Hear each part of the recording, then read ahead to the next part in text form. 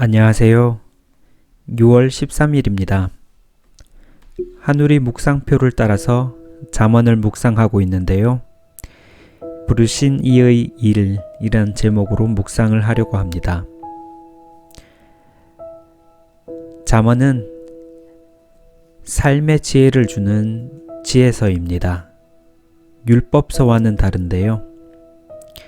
삶의 기준이 되고 하나님과의 관계를 다시 맺는데 지표가 되는 율법과는 다릅니다. 율법서는 특히 레위기는 모세 오경에서도 중심에 위치하고 또 구약 전체의 역사서에서 왕들과 백성들의 삶을 평가하는 기준이 됩니다. 그래서 왕과 백성이 율법에서 벗어날 때는 예언자와 선지자를 보내셔서 책망하고 바른 길로 가도록 돕습니다. 하지만 잠언은 지혜서로서 삶의 기준이라기보다 사는데 필요한 지혜를 알려주는 책입니다. 또 욥기와 비교하면 욥기는 고통이라는 한 주제를 깊게 묵상함으로써 성찰적 지혜에 다다른다면 잠언은 다른 모습의 형태를 띱니다. 잠언은 히브리어로 마샬이라고 하는데 이는 비교하다 라는 뜻을 가집니다. 잠언은 의인과 악인, 지혜와 어리석음 등을 비교하면서 좀 더 직설적으로 가르침을 줍니다. 잠언의 잠자는 병을 고치는 침이라는 뜻과 경계하다라는 뜻이 있습니다. 이런 잠언은 한숨에 읽기보다는 한 구절 한 구절을 끊어 읽고 묵상을 하게 됩니다. 잠언은 잠언 1장에서 22장 16절까지 솔로몬의 잠언이라고 나오고요. 22장 17절에서 24장까지는 지혜 있는 자의 잠언, 그리고 오늘 묵상할 25장에 그리고 25장에서 29장은 솔로몬의 잠언이나 히스기야 왕의 신하가 편집한 것으로 알려져 있습니다. 솔로몬과 히스기야는 200년 이상의 시간 차이가 납니다. 이는 잠언이 장시간에 걸쳐서 재고되고 완성되었음을 알 수 있습니다. 30장의 아굴 그리고 31장의 르무엘은 누구인지 알려져 있지 않은데 어떤 학자들은 솔로몬의 별명이 아굴과 르무엘이라고 여기고 있습니다. 잠언은 율법서가 아니라 지혜서라는 것을 상기하면 적용도 달라지게 됩니다. 지혜서는 일반적인 삶의 원리를 이야기하는 것이지 율법서와 같이 절대적이고 예언적이지 않습니다. 이를 유념하며 25장 1절 2절 말씀을 묵상하겠습니다. 잠언 25장 1절 말씀입니다. 이것도 솔로몬의 잠언이요 유다왕 히스기야의 신하들의 편집한 것이라.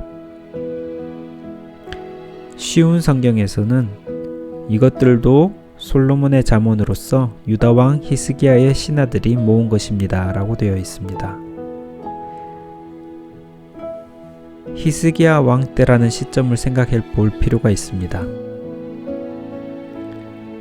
히스기야 왕 때는 북이스라엘이 멸망을 하는 시점입니다. 북이스라엘은 아수르에게 압력을 받았으나 조공을 바치기를 거부하고 남쪽의 제국 애굽 즉 이집트에게 도움을 요청하였습니다. 하지만 하나님을 찾지 않고 다른 강대국을 의지하려 했던 북이스라엘은 멸망하고 말았습니다. 아마도 그때 많은 수의 북이스라엘 사람들은 같은 동족이 사는 남유다로 건너왔을 것입니다. 히스기야 왕에게는 남유다 사람들과 북이스라엘 사람들을 하나로 통합하여야 하는 과제가 주어졌습니다. 이때 히스기야 왕이 한 작업 중에 하나가 이 잠언을 편집하고 백성들에게 알려주는 일이었을 것입니다. 통합의 기준점을 제시하는 것은 왕으로서 할 일이었습니다. 오랫동안 다른 정치 체제에서 지내왔고 어떤 경우에는 적대적이기까지 했던 한민족이었지만 분열되어 있었던 사람들을 통합하는 것에 솔로몬의 잠언이 쓰였습니다. 다윗을 통해서 왕국이 세워진 다음 솔로몬의 시기에 찬란했던 역사와 솔로몬에게 하나님께서 부어주신 지혜로 통치했던 것을 남과 북 모든 백성이 기억하고 있었을 것입니다. 그 통합의 작업 첫 번째 문장이 25장 2절입니다. 이를 숨기는 것은 하나님의 영화요 이를 살피는 것은 왕의 영화니라. 여기서 주목해서 볼 단어가 하나님입니다. 잠언을 읽다 보면 선과 악, 의인과 악인, 지혜자와 어리석은 자 등을 나누어 이야기하며 비교합니다. 그런데 그런 문장을 읽다가 보면 저도 모르게 내가 판단자의 자리에 서게 됩니다. 다투고 변론하는 자라고 하면 나도 모르게 그래, 그런 사람들이 있었지 라고 하면서 몇몇 사람을 떠올리게 되고 슬기로운 사람이라고 하면 내 주위에 누구누구를 떠올리게 됩니다. 그러다가 보면 잘못하면 선과 악, 의인과 악인, 지혜자와 어린 석은 자의 기준이 내가 되어서 판단하는 오류를 범할 수도 있습니다. 이에 하나님이 기준이 되신다는 것을 선언할 필요가 있습니다. 또 여기에 적힌 하나님은 엘로힘입니다.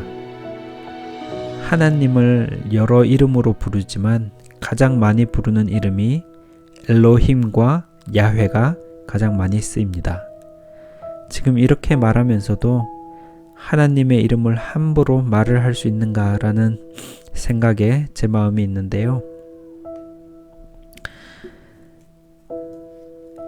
엘로힘은 창세기 1장 1절의 하나님입니다.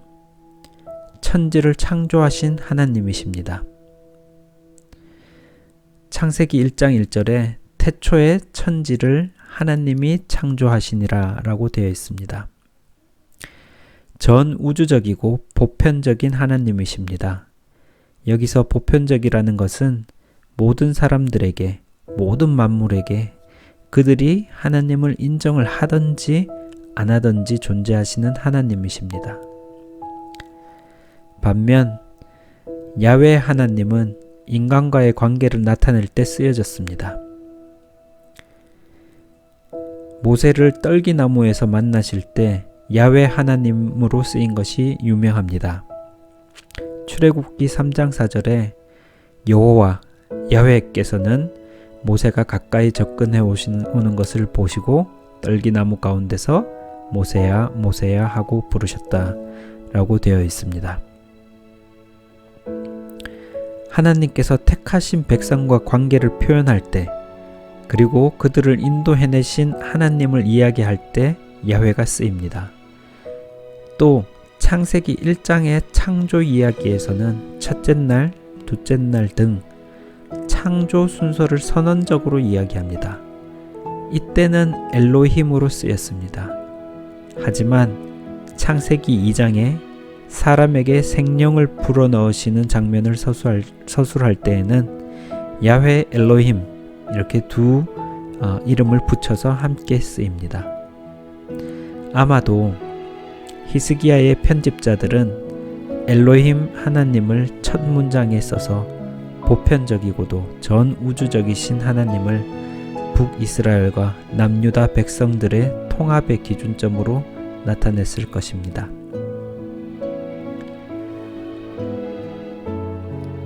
또한 여기서 눈여겨볼 것이 이를 숨기시는 하나님이십니다. 인간은 하나님의 하신 일, 계획, 그분의 속성을 알 수가 없습니다. 하나님께서 보여주신 것만큼만 알 수가 있습니다. 아직 예수님을 만나지 못했지만 진리에 갈급한 친구와 교제를 하고 있습니다. 대화를 하면서 느끼는 것은 하나님께서 하나님 찾기에 갈급하지 않으면 하나님을 보여주시지 않는다는 것이었습니다. 하나님을 만나려면 나에게 빈 공간이 있어야 합니다. 나의 의지만으로 채워지지 않는 삶의 문제들이 있다는 한계를 느낄 때 그 빈 공간의 크기만큼 하나님을 경험하게 됩니다. 그것이 고난을 통해서 알게 될 때도 있고 자기 성찰 혹은 묵상을 통해서 알게 될 때도 있습니다. 하나님께서는 모든 권위를 가지신 분이시기 때문에 권위주의적으로 자신을 드러내실 필요가 없습니다. 그분은 자신의 일을 숨기시지만 그분을 찾는 자에게 보이십니다. 일을 숨기는 하나님에 대비하여 왕을 이야기합니다. 25장 2절 후반부에 일을 살피는 것은 왕의 영환이라 라고 합니다. 하나님과 왕을 비교하여 쓰였습니다. 그 비교의 매개가 일입니다. 하나님께서는 일을 숨기시고 왕은 일을 살피는 것입니다. 왕이 해야 할 일은 자신이 원하는 일을 하여서는 안 됩니다. 하나님께서 숨기셨던 일을 찾아 하나님의 일을 하여야 합니다. 그러려면 왕은 하나님의 도구가 되어야 합니다. 하나님께서 원하시는 일을 하는 그분의 도구가 되어야 하는 것입니다. 예수님께서 오신 이후에는 이 왕의 역할이 예수님을 믿는 모든 자에게 주어졌습니다. 이를 예수님의 부르심이라 하고 누구나 하나님의 귀한 일꾼이 되는 것입니다. 이를 데살로니가 후서에는 이렇게 이야기합니다. 데살로니가 후서 1장 11절인데요.